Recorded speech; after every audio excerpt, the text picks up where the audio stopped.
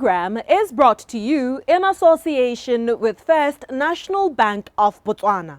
FNB, how can we help you? Economic hardships brought on by job losses, recession, or any other economy destabilizing activity can bring forth a load of stress for those experiencing them.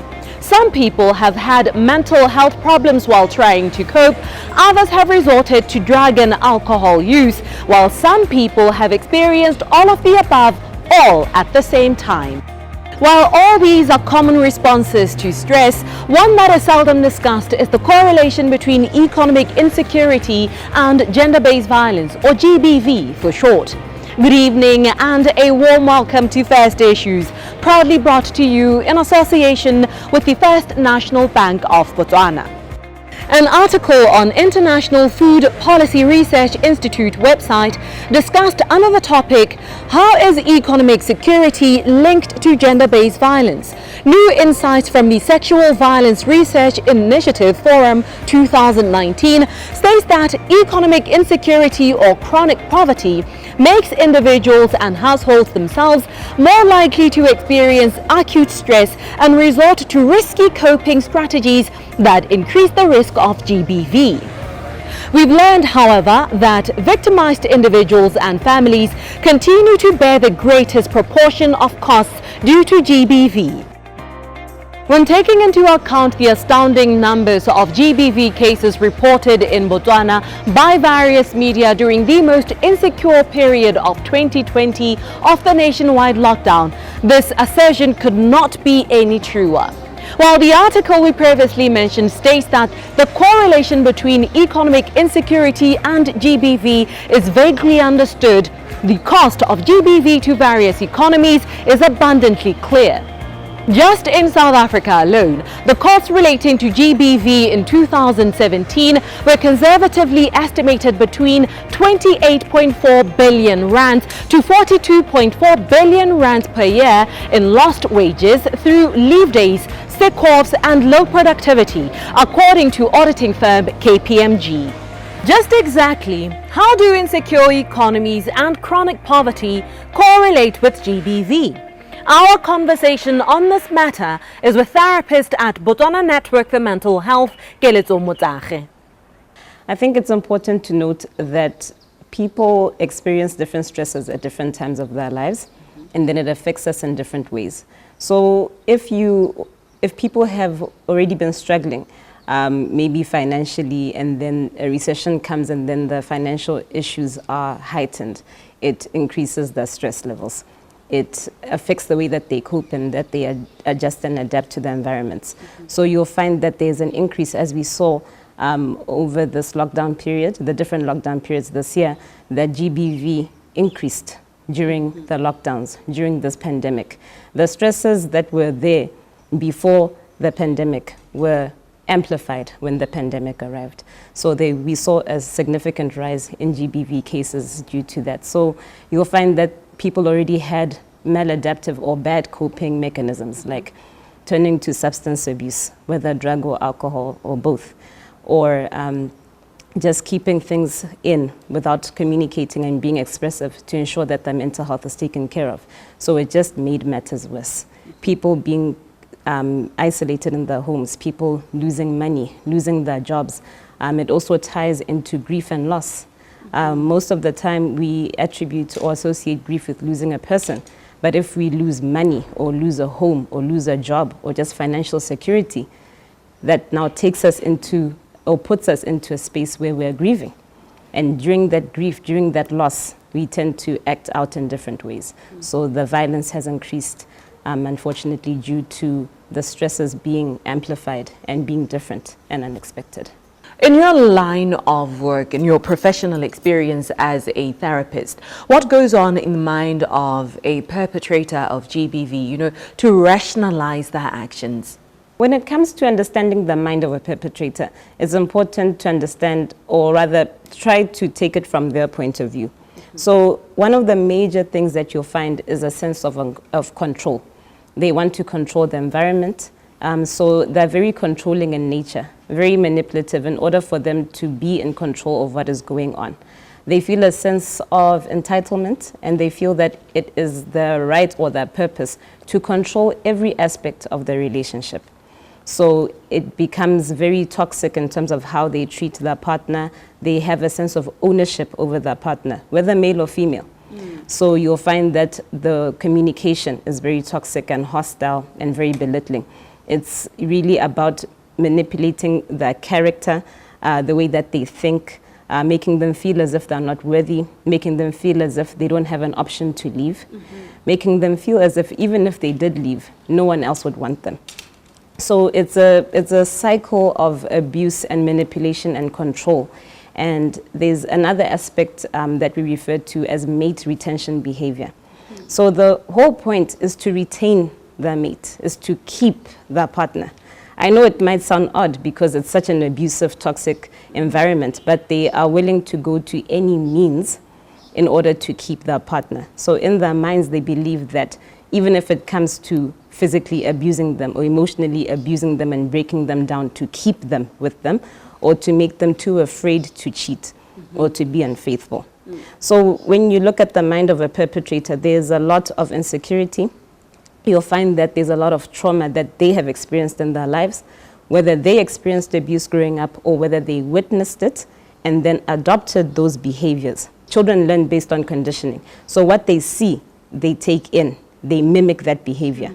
So you'll find that maybe the perpetrators were not abused themselves, but they witnessed it, and it was the only type of relationship that they saw growing up. And those bad traits, those toxic relationship dynamics now became normalized to them. And then now growing up, there was nothing to counteract that, and then now they are displaying what they have learned. So it's not every abused child or every child that has witnessed abuse who does it, but those are some of the patterns that we have seen. And another important thing to note is that perpetrators a lot of the time victimize themselves. They blame their partner for their abusive behavior. So they'll say statements like, no, but you made me hit you because you were misbehaving. It's almost like a discipline thing between a parent and a child. They feel that they need to discipline their partner, keep them in line, control, manipulate, cut them off from friends and family to retain them, their partner or their mate.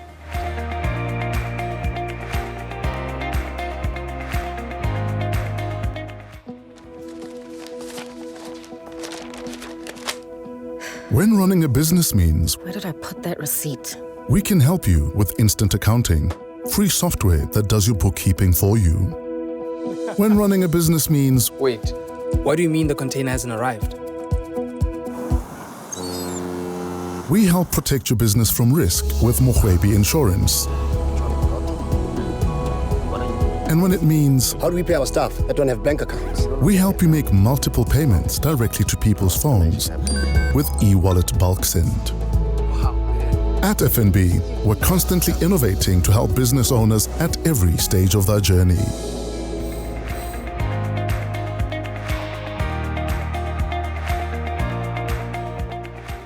Welcome back to First Issues. Therapist Gelezo Mutare resumes our discussion on the correlation between GBV and insecure economies by expounding further on the consequences of GBV at the workplace with regards to lost wages, low productivity, absenteeism and presenteeism. In the workplace, you'll find that the greatest loss or impact is really geared towards the victims, because victims experience all sorts of emotional and psychological distress due to the gender-based violence that they experience. So they end up developing depressive symptoms or full-blown depression. They could also end up developing post-traumatic stress disorder. So just to paint a picture, with depression, some of the symptoms are hopelessness and helplessness, feeling worthless and guilty, loss of interest in daily activities, loss of energy, feeling fatigued and tired all the time, changes in sleep patterns and their appetite as well. So imagine a depressed person, undiagnosed, tormented by the trauma at home, sitting in the workplace.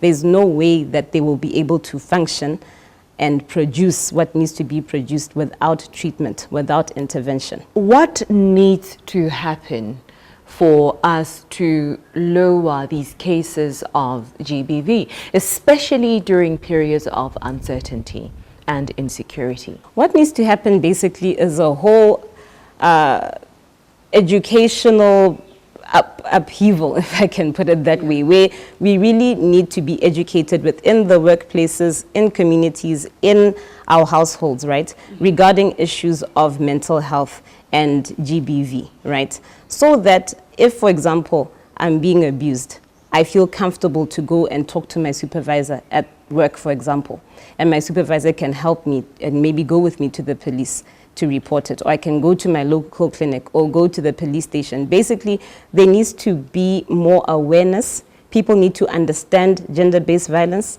People need to stop blaming the victims. People also need to understand that the perpetrators have internal wounds and issues themselves. So it would be wise to instill or set up rehabilitative measures, because you'll find that a perpetrator will eventually get incarcerated, right? And then through incarceration, the violence will increase in prison, in a prison or jail setup.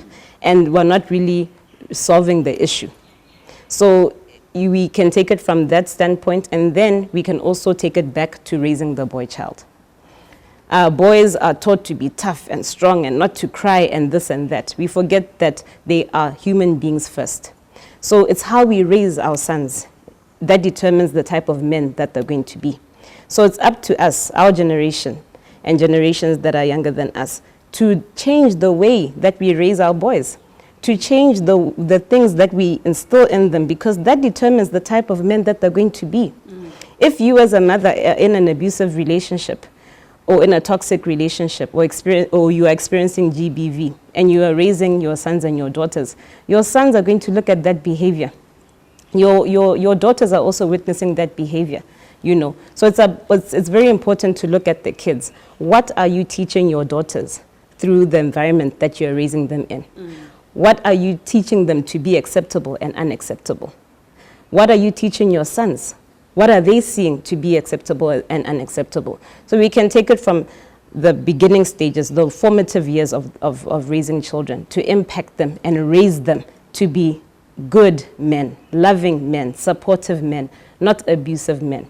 To be strong women, you know, wise women that don't accept abuse, and to know that it's not their portion, it's not what they deserve, you know. And then now dealing with where we are at now, creating more rehabilitative services, or instilling them in the prisons, in the communities, so that if someone, for example, right now knows that, you know what, I am abusive in nature, I've been abusing my family, abusing my wife, abusing my husband and my children, before I end up hurting them further, or unfortunately killing them, which we have been seeing a lot of deaths due to GBV, where can I go to get help? There's a lack of resources for perpetrators that are misunderstood. They have shame, some have shame and some have guilt, and some actually want to be assisted.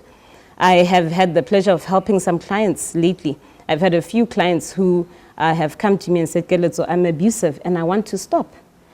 And I intervened. I taught them a few skills, tried to unearth the root of their anger, the root of their fear, the root of their insecurities and their trauma, to put them on a journey, to begin and facilitate a journey of healing, so that they can get to a point of healing, and so that the abuse can stop. You know, so it's about education, intervention, rehabilitation, raising our sons and daughters in a different way, changing what is acceptable and what is unacceptable.